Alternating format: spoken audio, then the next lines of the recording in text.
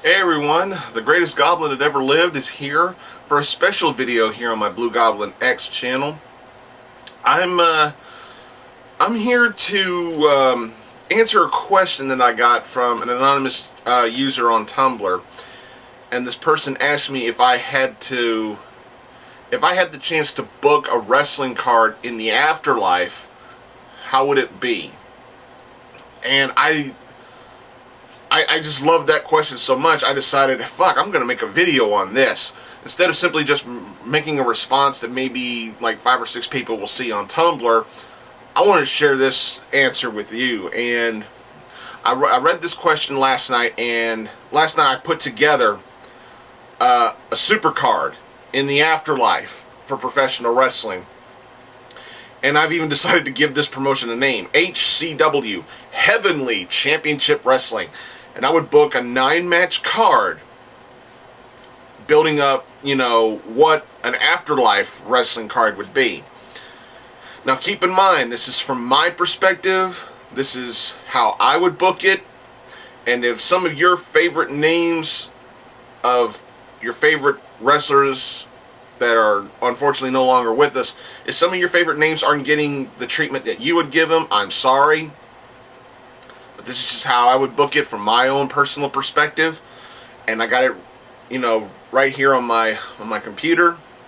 So if you see me looking down, I'm double checking to make sure I got everything right down here. But it's a 9-match card with some promo segments in there, because you don't want to just have match, match, match, match, match, match, match, match, match. I ain't doing that. We need to have some interview segments, some promo segments in this card, on this show, to keep people emotionally invested in what these matches can be, both, from an in-ring action perspective and also from a in-ring storytelling perspective. What kind of story are these guys going to tell? What kinds of drama are we going to get from these matches? It's not all about the 100% in-ring action. We need to see what are the reasons for these guys facing each other. Stuff like that. Now for the first match, I got to be a little cruel and a little biased, okay? For the first match would be a street fight between Bruiser Brody and Chris Benoit. And the reason why, first of all, Chris Benoit, if he's going to be on this card, he's getting the curtain jerker position. That's what that motherfucker deserves. And I would tell Brody before the match, I would pull him backstage and go, hey, this is going to be a street fight. I want you to hurt him for real. If he chops you, punches you, or kicks you, don't sell it. If he slams you down, get right back up as quickly as you can. Don't sell anything. Excuse me. And until you beat the shit out of him. Just beat the hell out of him. And that's exactly what would happen. Brody would follow orders, and he would beat the fuck out of Chris Benoit. Beat him down. I mean, just utterly bury Chris Benoit in this match. Beat him, then pin him, throw him out of the ring, and tell security to escort that son of a bitch back to hell where he belongs. I would bury Chris Benoit. Fuck what he did. Fuck him for what he did. Yes, I was a Chris Benoit fan back in the day, but after what he did, fuck him. I'll bury his ass on this card. Then the second match on the card would be for the HCW Tag Team Championship. Now, there's a reason why I put the tag team match this early on the card, and I'll get to that later. But I would have the team of the Von Erichs, both Kerry and David Von Erich, against Owen, Hart, and Yokozuna. Two well-established members of the Von Erich family against a former team of tag team champions in Hart and Yokozuna. And what I would have is, of course, Owen and Yoko would be the heels and the Von Erichs would be the baby faces, of course. But I would have David take the brunt of the beatings from Hart and Yoko. I would have David take the brunt of the beating. And I would book this match to where it would take forever for David to finally get that tag into Kerry. And I would have Kerry go run in there and hit the the superhero comeback, and the fans would just go nuts. The fans would just go fucking crazy. And I would have Kerry apply the claw to Yokozuna, and that's how they would win the tag team titles. The crowd would erupt. This would get the crowd pumped and get them ready to go for this card. Now, there's a reason why I did this, but I'll get to that later. Then the third match would be just a regular wrestling match between two guys who I think would respect each other, and that's Dr. Death Steve Williams going one-on-one with Mitsuharu Misawa. And I think these two would mesh very well. I think this would be a match out of respect, just to see which guy's the better guy, or which guy would be the better guy in this particular match. And I think that this would be a very physical match. I mean a physical match, because both these guys were known for being rough and tough when they got in that ring. And I think Misawa would not have a problem putting over Dr. Death Steve Williams, and I think after the match they would shake hands, but not just in a standard, just, you know, handshake like that. It'd be a rugged handshake. He's like, yeah, it was a good match, good fucking match, loved it, you know. And I think the crowd would cheer both men on. This would be one of those rare kinds of matches where, you know, the crowd would maybe be split. Some would want Dr. Death to win, some would want Misawa to win. But then when this match really started getting going, I think the crowd would appreciate who would win, no matter who would appreciate it, no matter who would win. And they would feel whoever wins this match has earned the win. And I think it would be that kind of a match. It would be that physical. And, you know, I would say Dr. Death would go over. Then I would take a break and have a couple of promo segments to get the fans interested in the mid-card title match, which I would call the International Championship. I would have a promo segment between Eddie Guerrero and Brian Pillman. Those would be the two I would put together in the mid-card title match. You know, you would have a promo from Eddie Guerrero, and then you would have a promo from Brian Pillman. Oh my God! Could you imagine a feud between these two guys? Let alone, could you imagine the promos they would cut on each other? Eddie Guerrero with his well-known Latino hot temper versus Brian Pillman with that uncanny loose cannon type of nutball character. Could you imagine the kind of promos they would cut on each other? Could you imagine what kind of a feud these two would have? It would be so fucking unbelievable. Just unbelievable. And both promos, you know, Eddie Guerrero would be the babyface and Brian Pillman would be the heel. Eddie Guerrero's promo would get the fans pumped. Brian Pillman's promo would get the fans to jeer and be like, ooh, that son of a bitch.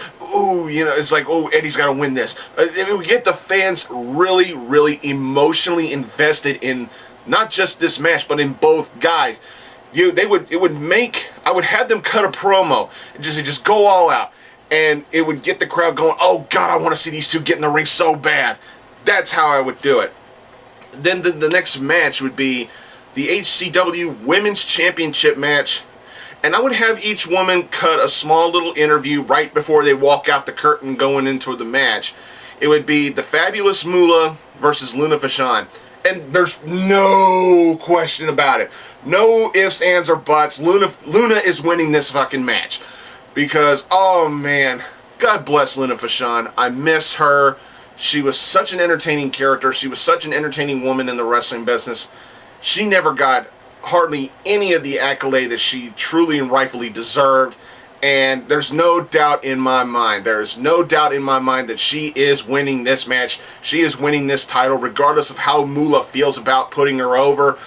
Luna's winning this match. She's winning the title. They would each cut like a small little interview, maybe like a small little 30-second interview about why they should win this match and blah, blah, blah, blah, blah. But Luna's winning. No, easily. Easy decision to make. Luna's winning this match. Then the next match would be a tag team match. I would create 2 new tag teams for this match.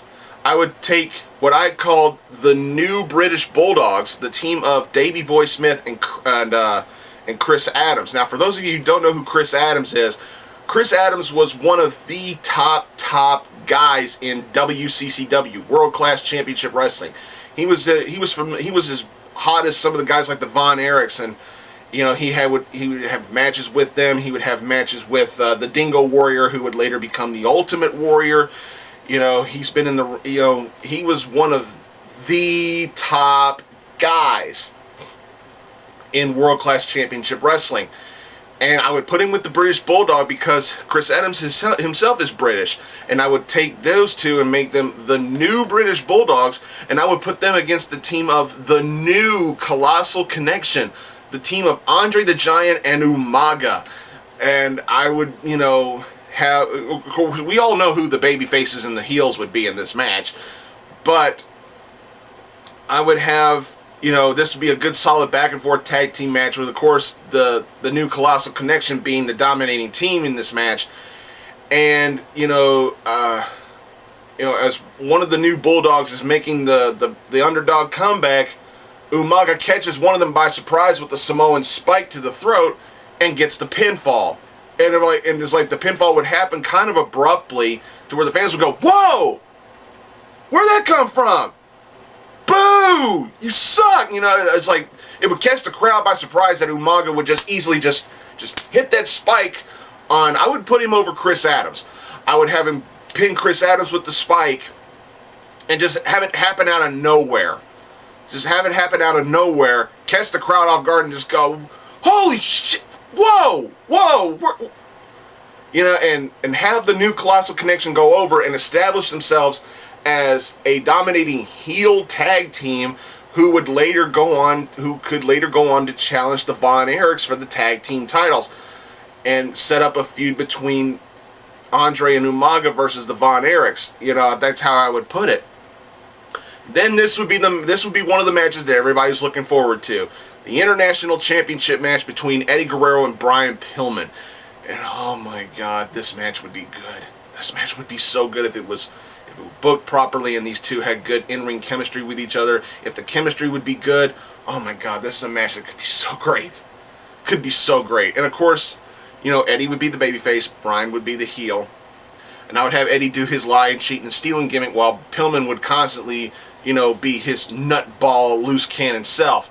And I would have Eddie go over using the lying and cheating and stealing stuff. I would have Eddie go over and win the title, but after the match, Pillman attacks Guerrero and just goes nuts. I mean, just beats him down. The crowd just booing him, and Eddie tries to do a comeback and stand and fight and tries to defend himself, but Pillman's just too overpowering. Pillman would just get uber pissed off and just beat Eddie down, and Eddie would have to, you know, try and do the underdog comeback, but he still would get a little overpowered, and that would have security and the referees coming and trying to literally pull them apart from each other, and Eddie's temper would just flare up, his face would turn red. He's like, "You motherfucker! I have beat you! You motherfucker!" And I would have Pillman go, "Come on! Come on, Latino! Come on!" You know, and just have them just have it get really personal really fast, and just have the crowd just go, "Let them fight! Let them fight!" And then I would have to, you know, cut it off there and have it go to the commentators. One of the commentators would probably be, you know, Gorilla Monsoon, and he would say, "Lo, let's go. We gotta calm the situation down. Let's go backstage and let's hear some interviews from our participants for the World Heavyweight Title match." You know, he would say something like that, and I would have another promo segment. I would have a promo from Randy Savage, and then a promo from the Ultimate Warrior, because these are the two guys I would put in the main event for the world title. Randy Savage would cut a promo. It's like, "Ultimate Warrior, we faced each other before at WrestleMania, but that was then and this is now. You are new here, but I'm still the man. Ooh, yeah, the Macho Man is still the man here in HCW, and I plan on becoming HCW World Heavyweight Champion, and there ain't nothing you can do about it, because remember, the Macho Man is too hot to handle, yet too cold to hold. And I'm gonna take you, Warrior, and I'm gonna beat you in that ring. 1, 2, 3. Ooh, yeah, dig it!" You know, have him say something like that, and then I would have the Ultimate Warrior coming out and cutting a promo. The Macho Man thinks that I'm afraid Fear is the air that cowards breathe, and the Ultimate Warrior fears nothing. The Ultimate Warrior is finally where he belongs. He's with the gods in the heavens above, and my power is more powerful than it's ever been. Macho Man, the Ultimate Warrior, is truly the greatest in the world, and the greatest in the afterlife.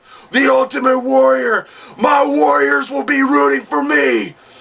And Macho Man, I'm gonna take you, and I'm gonna be the new World Heavyweight Champion.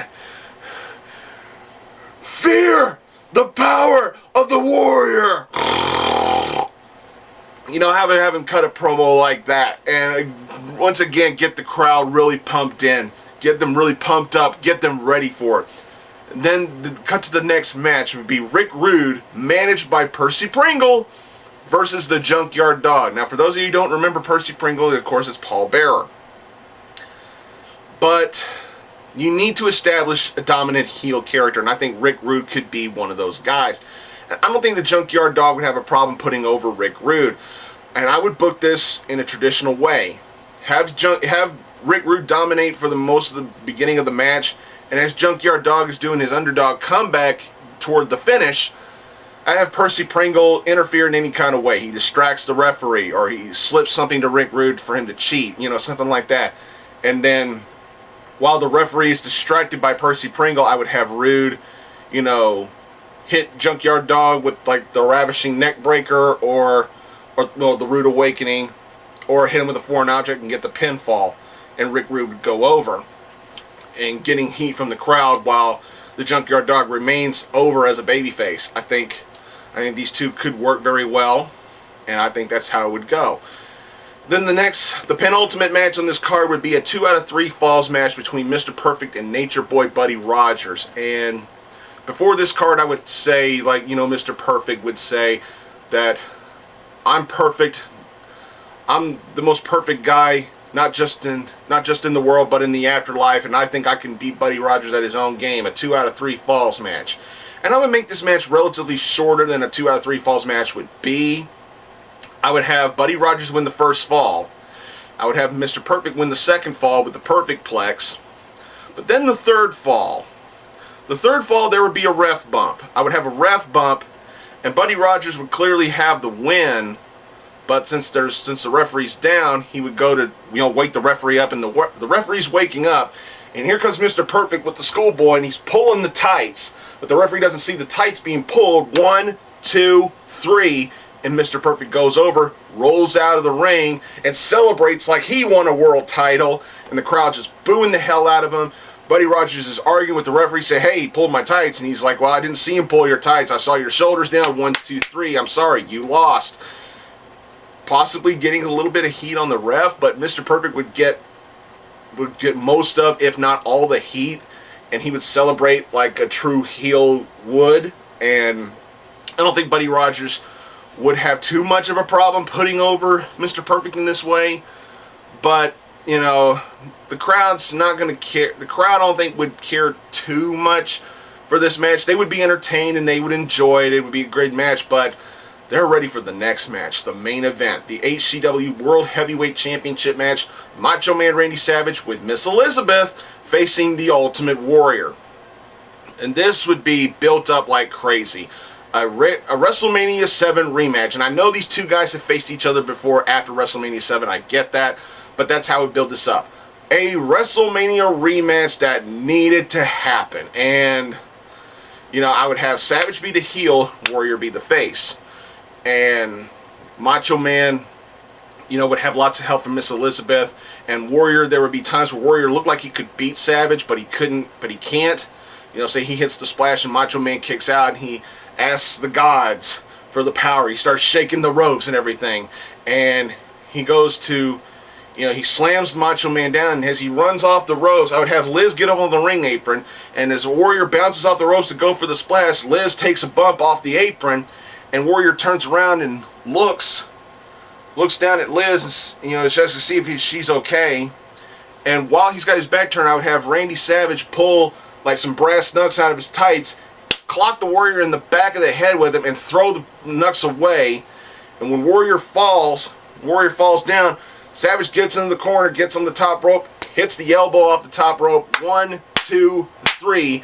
Savage goes over in a cheating heel fashion, wins the world title to get his win back from WrestleMania 7, thus keeping Warrior over as a babyface and having Warrior sell the brass knuck shot to the head as he's getting up, just constantly holding his head.